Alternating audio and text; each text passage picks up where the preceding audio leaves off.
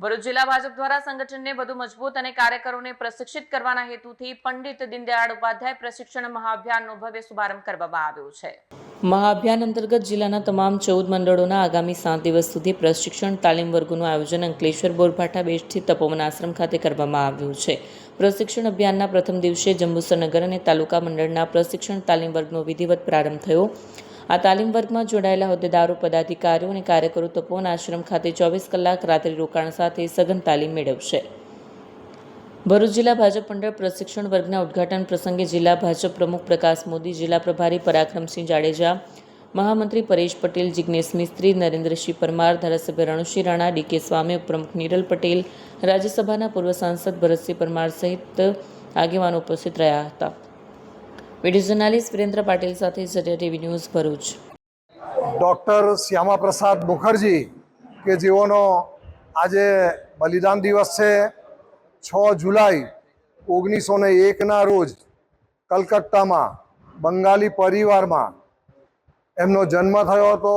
પિતા આશુતોષ ઘોષ અને માતા જોગમાયા। એમનું આ સંતાન ખૂબ જ મેધાવી, વિદ્વાન અને દેશભક્તિથી એકદમ તળબોળ એવા ડૉક્ટર શ્યામા પ્રસાદ મુખર્જી કે જેઓએ કલકત્તા યુનિવર્સિટીમાં અભ્યાસ કર્યો। અભ્યાસ પૂર્ણ કર્યા બાદ રાષ્ટ્રીય સ્વયંસેવક સંઘ સાથે જોડાયા અને એ પછી ભારતીય જનસંઘ એની સ્થાપના 1991માં કરવામાં આવી।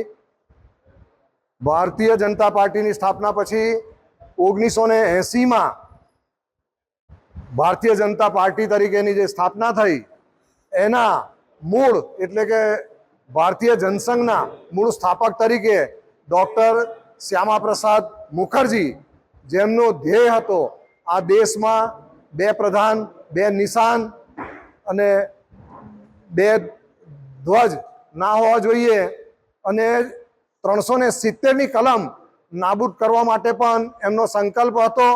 એ સંકલ્પને પણ આપણા દેશના આદરણીય વડાપ્રધાન નરેન્દ્રભાઈ મોદી અને દેશના આદરણીય ગૃહપ્રધાન અમિતભાઈ શાહે ચરિતાર્થ કરેલો છે।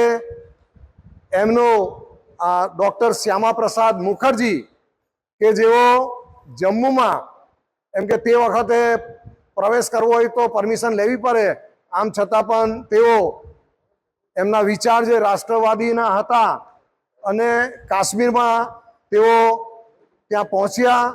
એમનું તે વખતની સરકારે એમની ધરપકડ કરી, એમને કારાવાસમાં નાખ્યા અને રહસ્યમય સંજોગોમાં આજની તારીખે એમનું મૃત્યુ થયું અને એને ભારતીય જનતા પાર્ટી દેશના માટે, રાષ્ટ્રના માટે જેમનો ભોગ લેવાયો એટલે કે આજનો દિવસ એટલે ડૉક્ટર શ્યામા પ્રસાદ મુખર્જીનો બલિદાન દિવસ અને એની ઉજવણી આ બલિદાન દિવસ સમગ્ર દેશભરમાં ભારતીય જનતા પાર્ટી તરફથી કાર્યક્રમો આપવામાં આવેલા છે અને એના ઉપલક્ષમાં આજે ભરૂચ જિલ્લાનો કાર્યક્રમ અહીં જે કાર્યશાળા છે તપોવન આશ્રમ બોરભાઠા બેટ અંકલેશ્વર મુકામે અહીં આજે ભરૂચ જિલ્લાના સમગ્ર કાર્યકરો, પદાધિકારીઓ, ચૂંટાયેલા સભ્યો, ધારાસભ્યશ્રી અને જિલ્લાની સમગ્ર ટીમ